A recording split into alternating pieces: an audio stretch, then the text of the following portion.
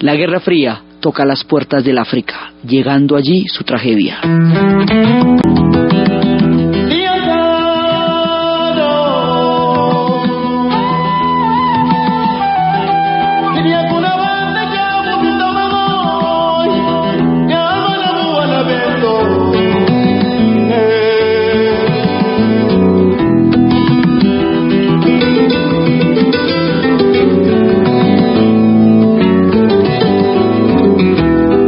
La vez pasada, el África estaba entrando en el proceso de descolonización, y este proceso de descolonización africano va a tener una serie de ingredientes que van a ser muy difíciles sus circunstancias. El primero es el problema de la secesión. ¿Qué hacemos? ¿Dejamos los límites africanos como estaban, como los europeos los definieron, sabiendo que los límites europeos son arbitrarios, no corresponden a las tribus, ni a las culturas, ni a la geografía, sino a los repartos coloniales que hicieron los europeos? ¿O empezamos a buscar una salida regional? Si buscamos una salida regional, corremos el peligro de meternos en guerras civiles mucho más graves que el hecho de la descolonización misma. Entonces, hagamos un trato. Esto va a quedar como estaba, como lo dejaron los europeos, después ya se verá más adelante.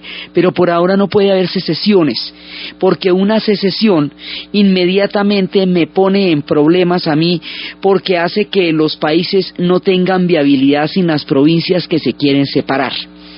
Porque normalmente las provincias que se quieren separar son aquellas que tienen la mayor cantidad de recursos y que consideran que son viables en sí mismas y que por lo tanto no necesitan formar parte de una nación. Entonces, el acuerdo era que no podía haber separatismos.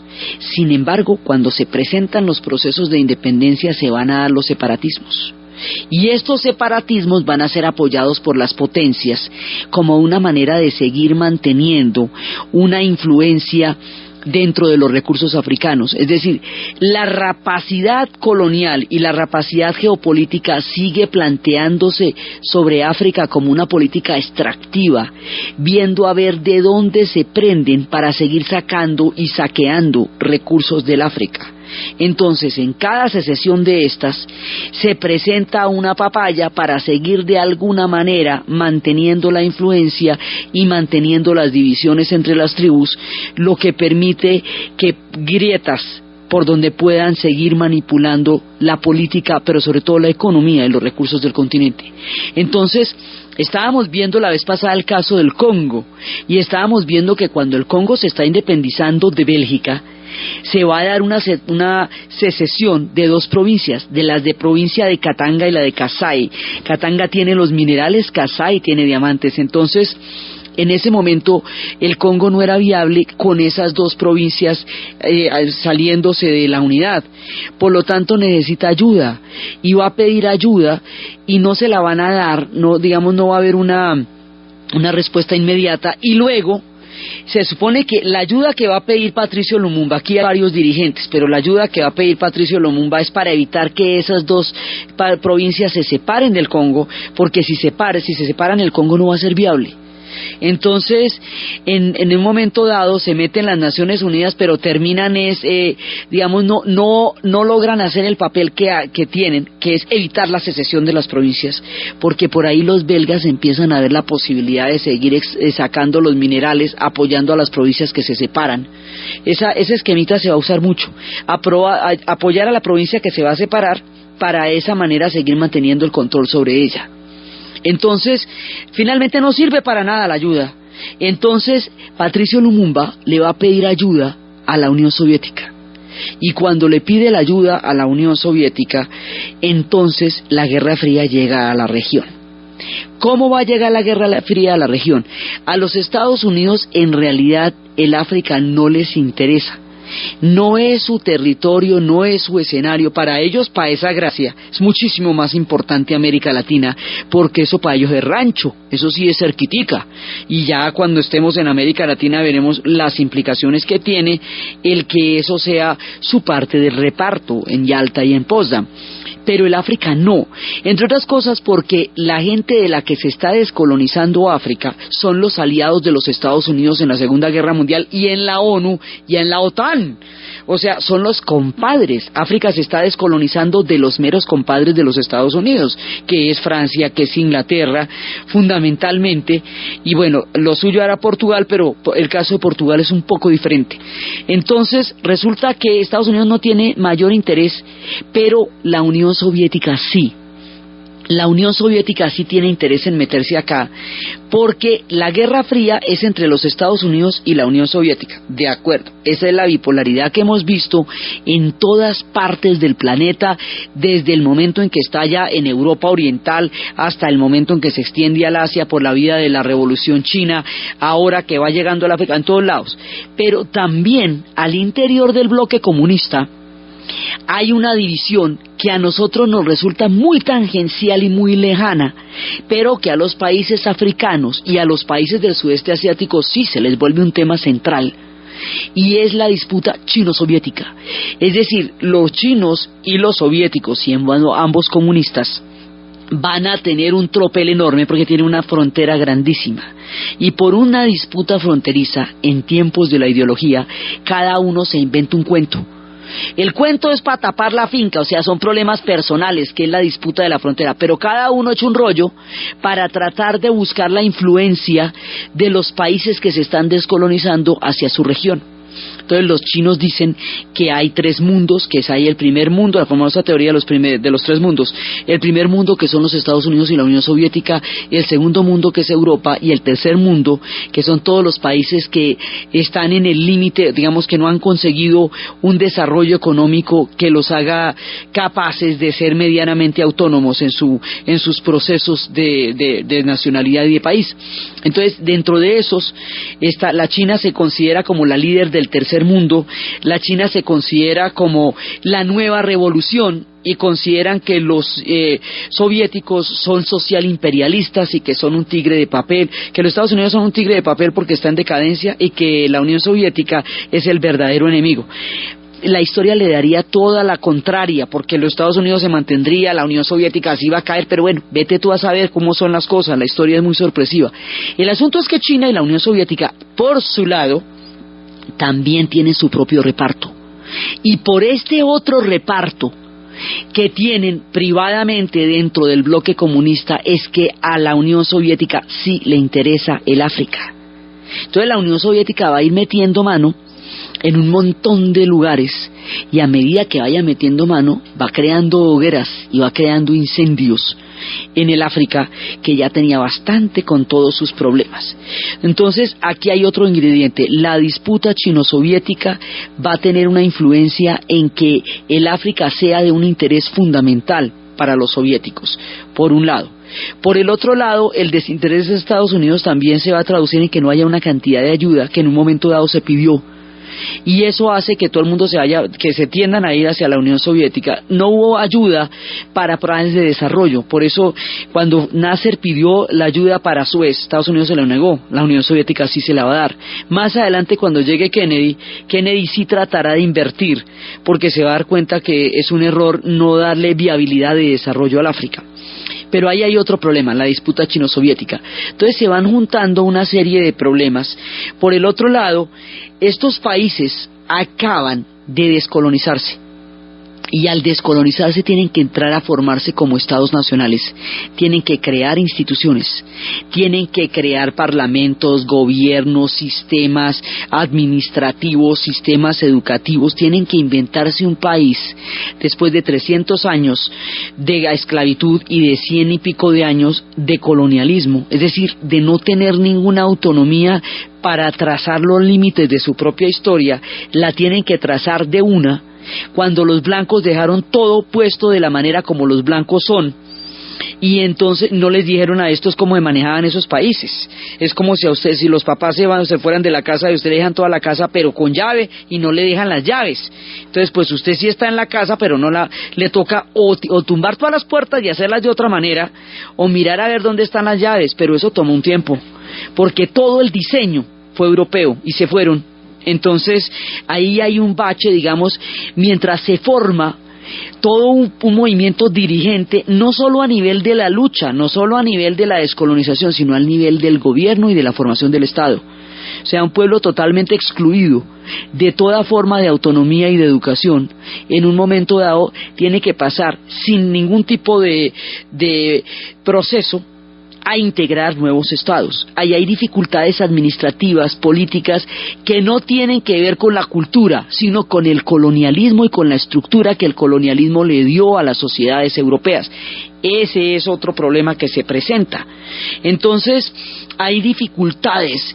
Cuando empiezan a pedir créditos para el desarrollo, los créditos no llegan, a nadie le interesa invertir en África, pero en cambio sí les interesa darles armas, sí les interesa armarlos. Entonces, aquí nos vamos a enfrentar con otro problema, y es que en África lo que existe, las unidades, digamos, nacionales están determinadas por las tribus.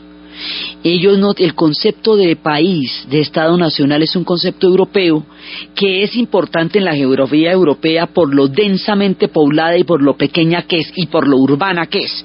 Pero en el África, donde hay tantos desiertos, tantas selvas y tan inimaginables distancias, los límites de los países no quieren decir nada. Entonces los estados nacionales quedan conteniendo por dentro pueblos que no tienen nada que ver con los unos con los otros, que era un problema que venía del colonialismo, por un lado, y por el otro lado, una tribu es una nación, es una cosmovisión, es un mundo, es una religión, es todo, una tribu es todo.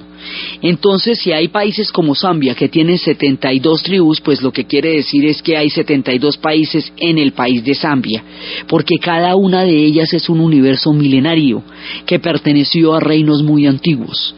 Desde ese punto de vista, la ideología para estas tribus es totalmente foránea. Es tan extraña la ideología de los blancos en términos de lo que sea, en términos políticos, en términos de instituciones, como en términos de comunismo. Para ellos el comunismo o el capitalismo no significa nada en términos de cohesión histórica.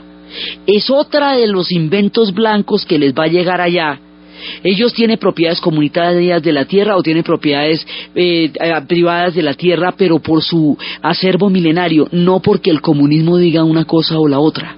Entonces las ideologías van a jugar ahí un papel hechizo, postizo, porque el África no tiene esas ideologías dentro de su formación de Estado nacional, por un lado. Por el otro lado, esas ideologías los van a llenar de armas. Y el problema de las armas, los van a llenar de armas, no de comida, no de empréstitos, no de desarrollo, no de planes, no de hidroeléctricas, sino de armas. Es decir, para que se maten, pero no para que se desarrollen. ¿Por qué? Porque las peleas tribales que durante siglos se habían presentado en el continente africano, cuando eran un problema de guerreros, cuando eran un problema de honor, y cuando se dirimían con lanzas y con flechas, tenían toda una ritualidad que les daba un sentido cósmico, que era la manera como estos pueblos se relacionaban los unos con los otros.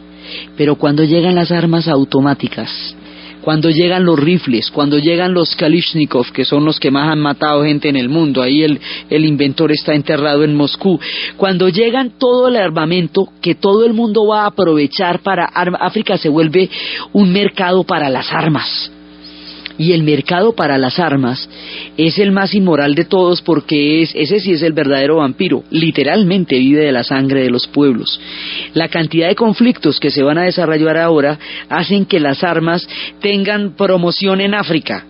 Entonces, tomar estas peleas tribales que tenían un sentido cósmico y ritual en los milenios y meterles armas automáticas es convertirlas en unas balaceras y en unas matazones sin ton ni son, pero terribles, porque la sociedad industrial en sus armamentos es brutal. Entonces estas armas de repetición, estas armas automáticas en un esquema tribal, no es que en la civilización sean más chéveres, pues la Segunda Guerra Mundial se hizo con ellas, no, es que en un esquema tribal introduce un factor de genocidio, así de simple.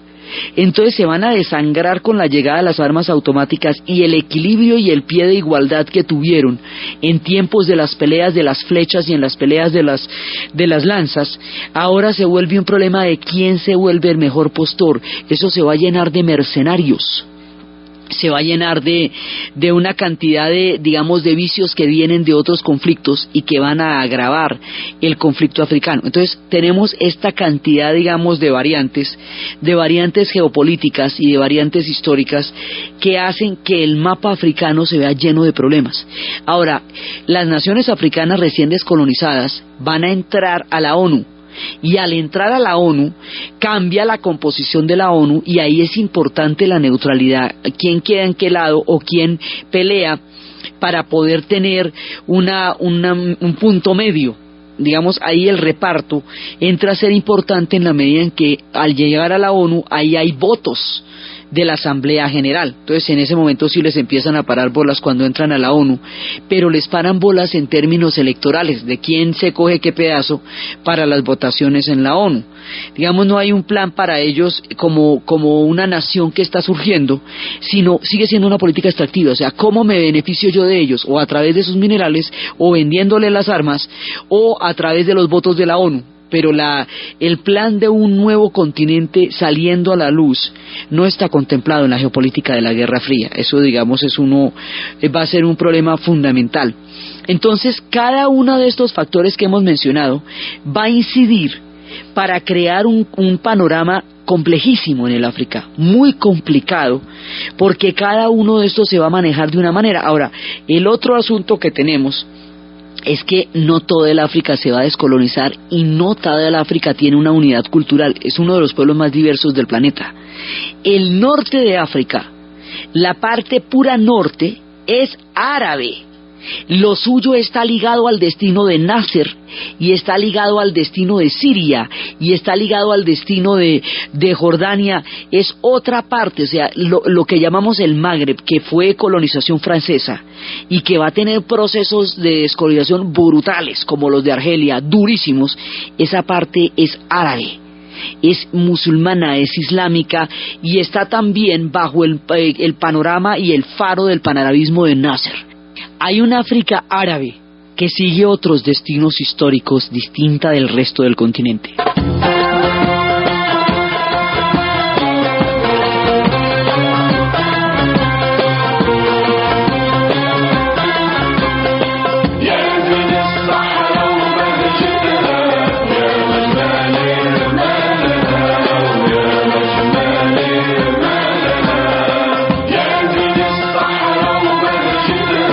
Esa es toda el África del Sahara, la que está en la pura costa del mar Mediterráneo y que cubre hasta el Sahara. Esa África tiene los países que están en el puro bordecito, porque la mayoría es desierto, y tiene las tribus bereberes del desierto, que están en toda el gran, inmenso desierto del Sahara. Entonces, eso por un lado. Ahí tiene sus problemas entre los pueblos que están en la costa y los bereberes. Eso tiene su propio esquema de problemas que todavía están causando dificultades de unidad. Por un lado, esa es una. Debajo del desierto del Sahara está el África subsahariana, que es el África negra propiamente dicha. Esa África, lo que llamamos, ahí empieza una franja de las más pobres de la tierra que se llama el Sahel, que junto con el nordeste brasilero son las regiones más golpeadas por las sequías, y es donde eventualmente hay problemas crónicos de hambrunas por la esterilidad del suelo. Ahí es donde van a quedar los países como Mali, como Chad, como Etiopía, como Sudán, ¿sí? Ahí empieza el África negra. Y hay un África al sur, que es el África blanca, que en el momento de nuestro relato, que es Suráfrica. Suráfrica está compuesta por unos emigrantes y descendientes de los holandeses y de los ingleses. Por los descendientes de los holandeses se llaman Boers o Afrikaners, que quedaron con el control de esta gigantesca tierra y que se separaron por completo de los holandeses. Ellos ya no pueden volver a Holanda porque ya no son holandeses. No les pasa como los del norte, de los franceses, que tienen que salir de Argelia y volver a París, o que tienen que salir de Mozambique y volver a Lisboa, o que tienen que salir de Egipto, o que tienen que salir y volver a Londres. No, aquí no, porque es que aquí ellos ya no son holandeses. Entonces hay un África del sur en donde una minoría blanca va a montar sobre una enorme mayoría negra uno de los regímenes, sino el régimen más oprobioso que se conozca en la historia moderna de la humanidad, el apartheid. ¿Qué significa? La ley hecha odio, la institucionalización del odio racial, la separación, el castigo, la segregación, el sometimiento, la ley más terrible del mundo. Pero es que Sudáfrica es la principal productora de oro y la otra es la Unión Soviética. Entonces, si los Estados Unidos le hiciera un boicot a Sudáfrica por el apartheid, entonces le daría una ventaja en el mercado del oro a los soviéticos muy grande, teniendo en cuenta que los soviéticos, el oro todavía era moneda patrón en muchos países. Para evitar eso y más, y el comercio de diamante tan importante que tiene Sudáfrica, van a tolerar el apartheid, se rasgarán las vestiduras, dirán que qué cosa tan maluca, que qué es eso tan feo, pero nadie lo va a combatir. Por eso el apartheid va a caer solamente cuando termine la Guerra Fría, porque ahí se acaba esta relación entre el oro surafricano y el oro de la Unión Soviética. Solo cuando caiga la Unión Soviética es que se van a dar las condiciones para que el régimen para tumbar el régimen, para sacar a Mandela de la cárcel, para mandar a las elecciones africanas. Mientras tanto, desde 1948 hasta 1992 se toleró el régimen más horrible, más inmoral y más aterrador que se haya conocido, el apartheid. Entonces, hay una África controlada por blancos, hay una África árabe y hay una África subsahariana, que es el África negra. O sea, no hay una unidad, digamos, como decir, en América Latina, cuando se produce el proceso de independencia, se va a producir en toda la América Latina.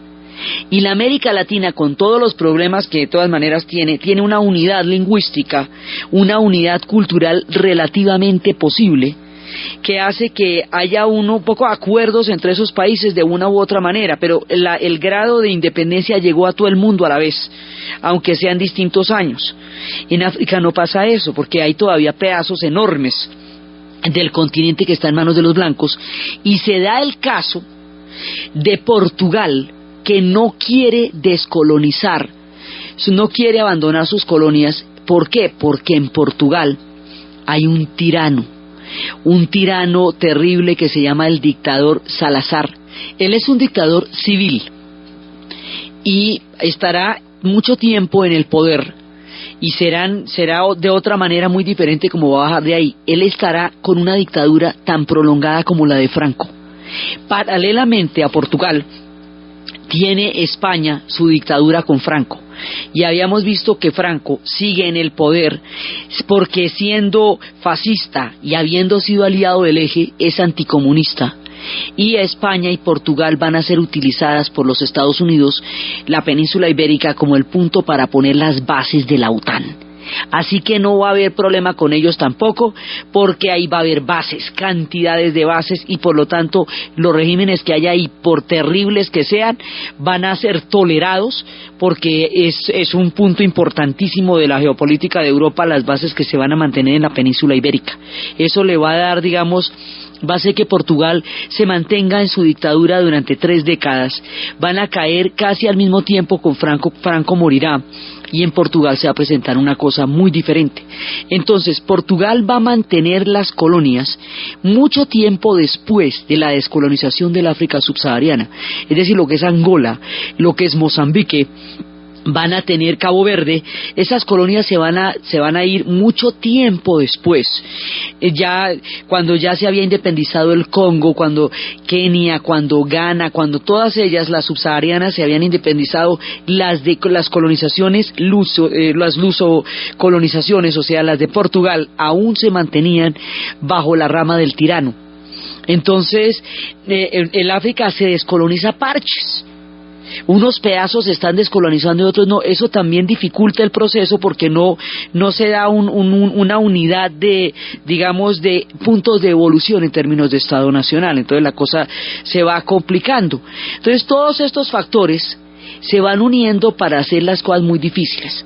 El factor de la secesión va a ser que ahí se apoye de la misma manera que el colonialismo se impuso dividiendo unas tribus con otras. La descolonización y la secesión va a ser utilizada de esa manera. Así la Unión Soviética va a hacer cosas como apoyar toda la vida una separación de Eritrea del país de Etiopía. Siempre apoyaron a los eritreos, pero resulta que un día un golpe de Estado llevó a un gobierno comunista al poder en Etiopía. Entonces la Unión Soviética le quita el apoyo a Eritrea, apoya a Etiopía y se dedica a echarle bala a los eritreos que habían sido sus aliados durante 20 años. Ese tipo de figuritas se van a ver. Ese mismo tipo de figuritas fue las que se hicieron en el Congo con Kasai y con Katanga, entrando los belgas por ahí a ver si podían tener alguito de eso. Esas figuritas también se van a dar en Nigeria por el petróleo con respecto a la provincia de la tribu Ibu en Biafra.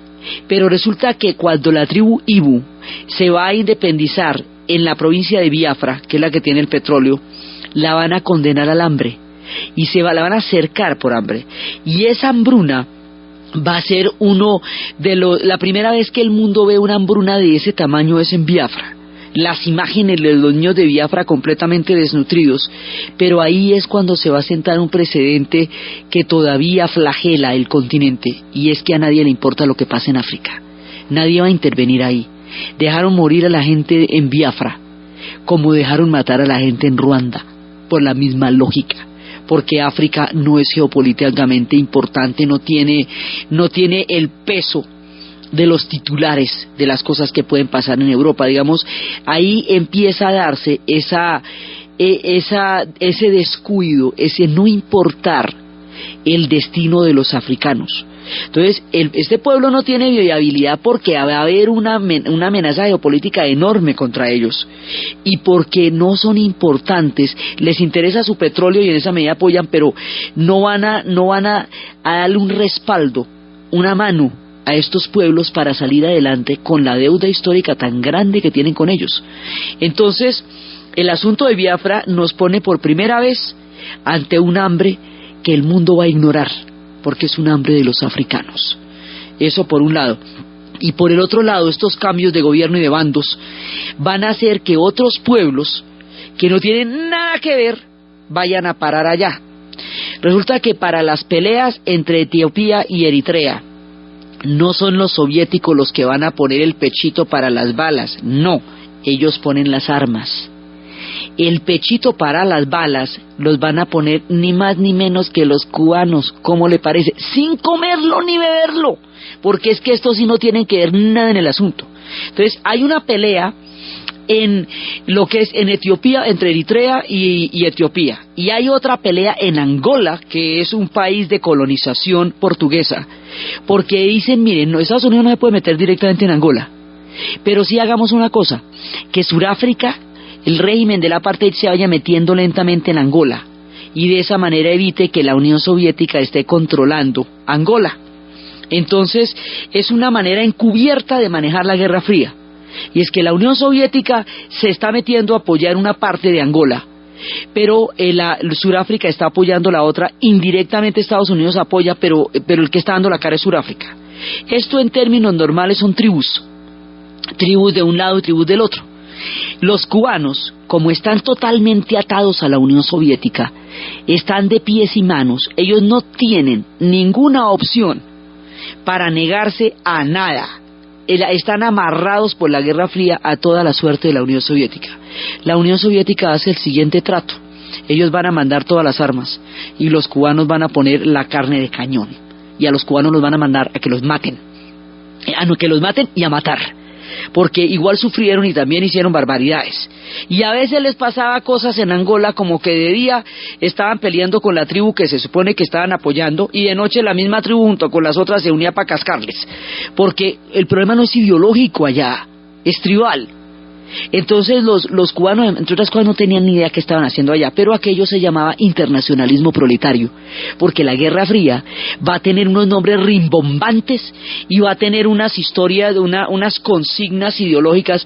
La Guerra Fría hace que todos los problemas personales, que sean por la gallina y por la mujer, o que sean por el perro o por el vecino, se vuelvan un problema, un conflicto geopolítico y un problema ideológico, porque reviste de ideología las peleas más ordinarias.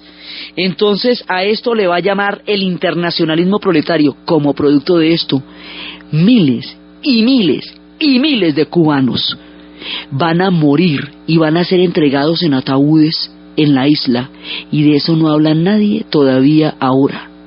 Entonces ahí va metiendo un pueblo que no tiene pero ni arte ni parte en un montón de problemas que tampoco le pertenecen de ninguna manera, y que va a complicar bastante más el asunto. El mapa de África se va complicando a medida que la geopolítica va siendo presa de este continente.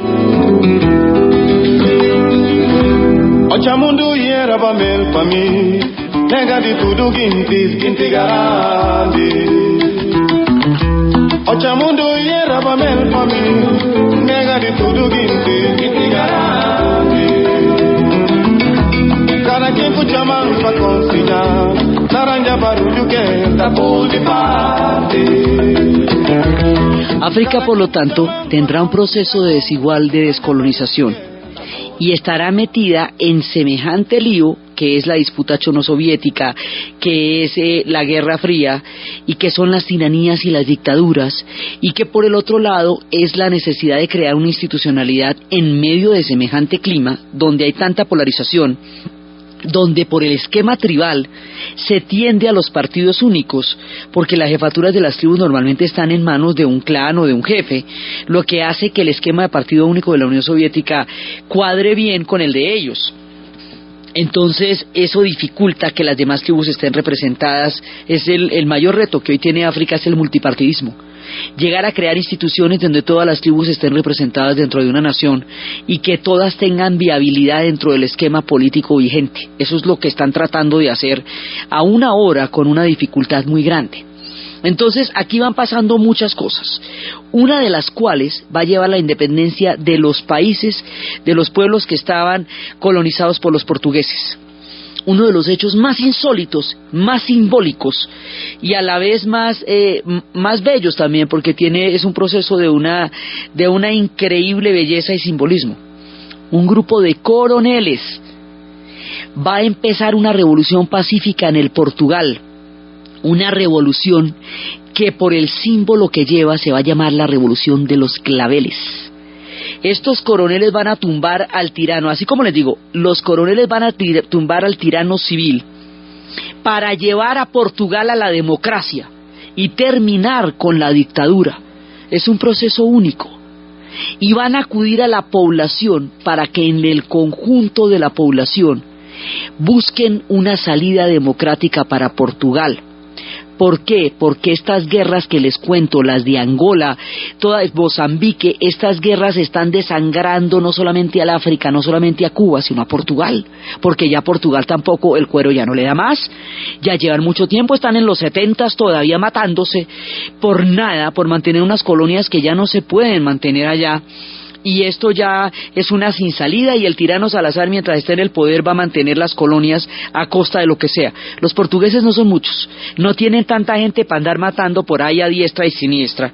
Entonces hay un momento que se pone de acuerdo la sociedad portuguesa, liderada por los coroneles, pero la sociedad portuguesa, para decir, bueno, no más, sacamos a este señor del poder y sacamos y nos vamos del África, porque aquí no hay futuro para nadie, ni para ellos ni para nosotros. Esto se va a dar a través de una consigna. En la radio van a cantar una canción que se llama Grándula Vila Morena, y cuando suene Grándula Vila Morena, toda la gente que apoye la revolución de los claveles saldrá a las calles con un clavel en la solapa. Y salieron millones de personas en Lisboa y en Oporto y en las calles de las ciudades de Portugal, apoyando a los coroneles, y los claveles llevaron a Portugal a la democracia. Así, eso fue un proceso así de hermoso y así de simbólico y así de consciente, porque es un proceso de una conciencia política poderosa, de un pueblo que decide asumir en sus manos un destino y lo logra pacíficamente. Y eso es lo que va a llevar a la descolonización de las colonias portuguesas. Pero mientras tanto los cubanos habían puesto lo suyo, mientras tanto los angoleños habían puesto lo suyo, y los portugueses, los surafricanos que estaban ahí metidos, bueno, eso estaba todo el mundo, y los soviéticos, venda las armas, mijito, venda las armas. Todo el mundo vendió armas y mercenarios y Bugui el aceitoso, y todos los matones y los malos hacían su agosto con la tragedia africana. Cuando se van a ir de Mozambique, la consigna es 24 horas, 24 kilos. Pasado mañana no hay un solo portugués en Mozambique, pero no se nos van a llevar todo el país en las maletas, ni vayan a creer. 24 horas, 24 kilos. Pasado mañana se va todo el mundo y en las maletas se llevan lo que son 24 kilos por persona. Y chao el amigo, los que se fueron. Y Mozambique se va a independizar.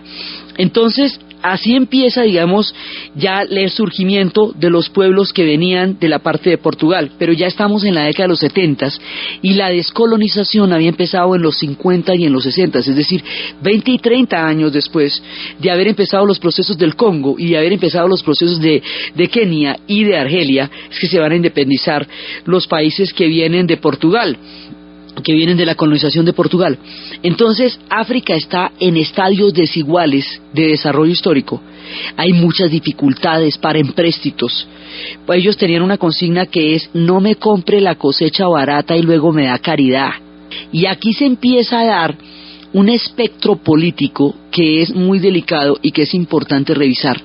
El dar una imagen catastrófica de África, el mostrarla como un continente inviable, como si fuera un caso perdido, donde no vale la pena perder tiempo metiéndose en más asuntos tribales, es justificar por anticipado el destino de este pueblo. Es decir, ellos no pueden salir adelante, no vale la pena ni meterles plata, ni meterle gente, ni meterles desarrollo, ni meterles tecnología, ni nada de eso, porque no hay caso con ellos, ¿ve? O sea, es una manera de, primero, lavarse las manos del colonialismo, porque es el colonialismo el que la depredó de esa manera. Segundo, lavarse las manos de la Guerra Fría, porque fue la Guerra Fría la que volvió un polvorín y un campo minado al África. Tercero, lavarse las manos de la esclavitud, porque fue la política de saqueo de su gente la que en principio produjo semejante catástrofe. Hay una deuda histórica con África que nadie quiere reconocer, y la mejor manera de no reconocerla es decir que no hay caso con ellos, que ellos, mire, confíe cómo son de catastróficos y les caen enfermedades terribles como el SIDA, como el ébola, o les caen genocidios terribles como el de Ruanda. Mira tú cómo se agarran entre ellos. Es una manera de no reconocer los derechos políticos del pueblo africano y de seguir extrayendo de ellos sus riquezas a costa de sus miserias. La Guerra Fría no varió este esquema en absoluto, pero sí llevó todo el armamento y el tráfico mercenario a los conflictos africanos. En eso se tradujo. O sea, la ideología aquí no es tema, no se trata de esto. Como si iba a ser importante en otras regiones la ideología en África no es importante. Lo que es importante es el comercio de armas, porque el comercio de armas es el que va a hacer que se tomen los bandos de la Guerra Fría, y de esa manera se van nutriendo los conflictos que los africanos tenían entre sí y que habían sobrellevado en milenios dentro de un equilibrio histórico por las armas que utilizaban, por los esquemas tribales. Ahora, ellos no, digamos, cuando están empezando a resolver el tribalismo o están empezando a ver qué hacen con eso, estallan las guerras de secesión y a esto lo llenan de armas y a esto le ponen ideología y a esto le echan el cuento del internacionalismo proletario y le echan una cantidad de consignas ajenas. Mire, esto es tan ajeno al África como todas las demás cosas del hombre blanco.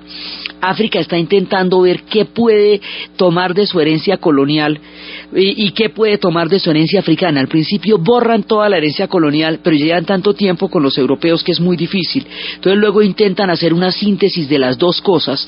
Por lo menos las lenguas de unidad sí las mantienen, porque eso, en donde hay tanta diversidad lingüística, por lo menos el tener una lengua que unifique es importante a nivel administrativo. África está resolviendo su historia en este momento todavía, pero lo que están resolviendo ahora siguen siendo secuelas de esa Guerra Fría. de esa manera de utilizarla como un gran comercio de armas y de mercenarios, de esa manera de dirimir disputas que no tienen nada que ver con ellos, como la disputa chino-soviética, de mandar a pueblos que no tienen nada que ver con ellos, como los cubanos, sí son afrodescendientes, pero no tienen velas en el entierro inmediatamente africano que está pasando en ese momento. Entonces, África en la Guerra Fría, ¿qué es? Un campo minado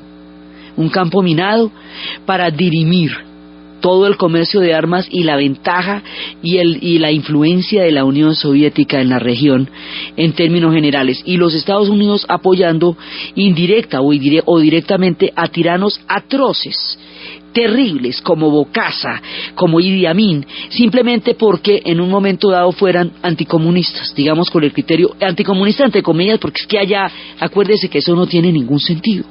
Entonces, la Guerra Fría no mejora para África las condiciones que eran terribles en la esclavitud, que eran totalmente inequitativas en el colonialismo, pero en la descolonización, o sea, cuando África sale del colonialismo, entra la Guerra Fría. Y al entrar la Guerra Fría en el África en ese momento, no le da la viabilidad para buscar salidas políticas propias.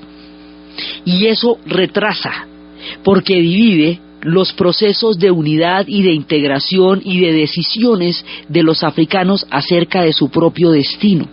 Mantiene la política extractiva de seguir sacando todos los recursos del África a costa de la pobreza de su población. Y por el otro lado, aprovechan, como siempre lo han hecho, las divisiones que hay entre ellos para poder seguir manteniendo influencia en la región o para tener otro tipo de influencia en la región, como en el caso de la Unión Soviética. Entonces, ella no es el terreno de una disputa ideológica. Ella es el campo de una batalla de armas, de influencia y de expansión, que tiene que ver con todo menos con los mismos africanos. Son el escenario de una secuela de la Guerra Fría que los va a afectar muchísimo, sin ser ellos ni de lejos el centro del escenario. El centro del escenario de la Guerra Fría sigue siendo el mismo, Europa Oriental. Allá es donde se dirime todo. Y el sudeste asiático, uno de los teatros más complejos de operaciones. El África, el campo minado, donde la Unión Soviética va metiéndose poco a poco entre todos los conflictos para ganarle la batalla a China, mientras Estados Unidos indirectamente apoya o se hace el de la vista gordo con el apartheid o con la entrada de los surafricanos hacia las antiguas colonias, hacia las continuas colonias portuguesas. Kennedy sí le pidió a los portugueses que descolonizaran, pero en esa época todavía el tirano Salazar no estaba en condiciones ni de lejos para empezar un proceso de descolonización. Entonces todo este montón de factores hacen que África tenga una época terrible durante la Guerra Fría y que todavía cargue las secuelas de ese gigantesco campo minado en la actualidad.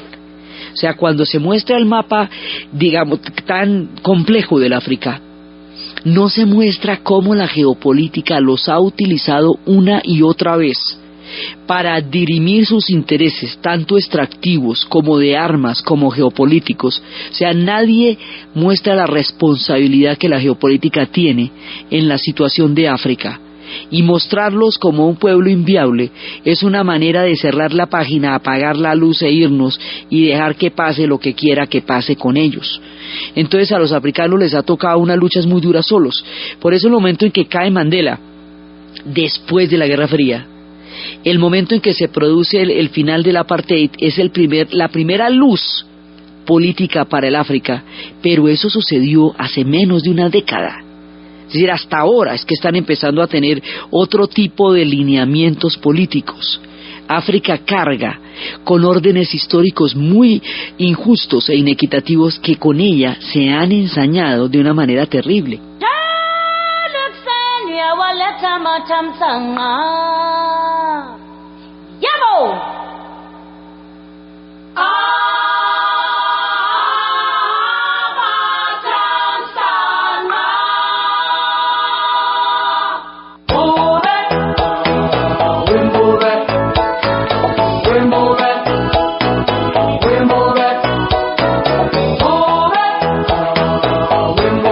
El destino de África aún está por definir. está por definir en tiempos de la deuda histórica, está por definir en términos de los estados.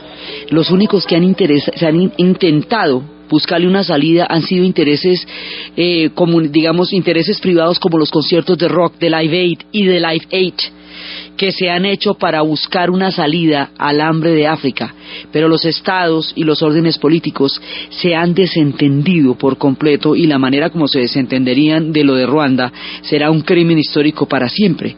Está todavía por definir cuál es el rumbo que este continente le va a dar a su propia historia, y detrás de eso está la mano de toda la geopolítica que en el río revuelto de la redefinición histórica de África aprovechó todos sus conflictos para lucrarse de ellos.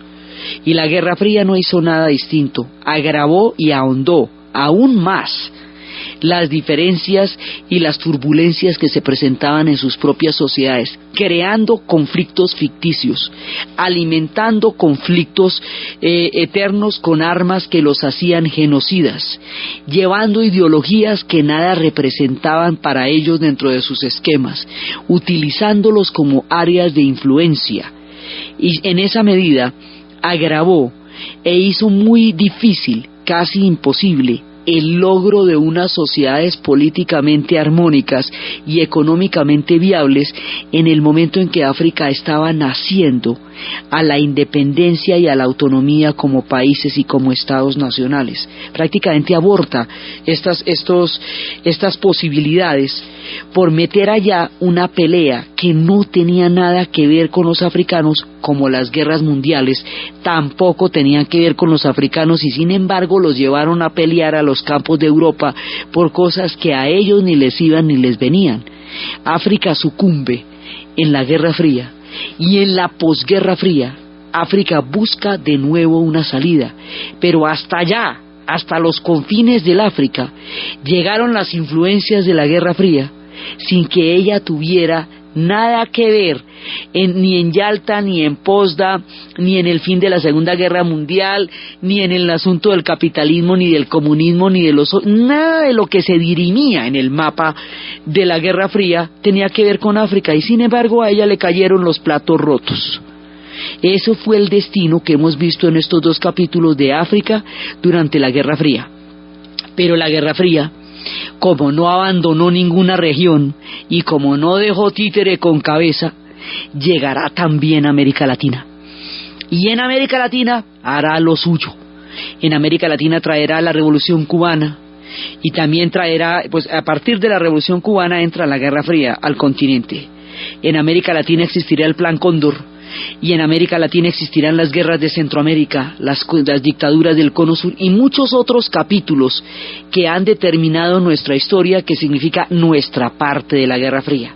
Eso que son nuestros capítulos y lo que a nosotros concierne, el pedazo que nos tocó de la Guerra Fría, es lo que vamos a ver en el siguiente programa, cuando acabe el Mundial y retomemos el hilo de nuestra historia y cambiemos las geografías de las sabanas y de las selvas a las geografías de la cordillera de los Andes.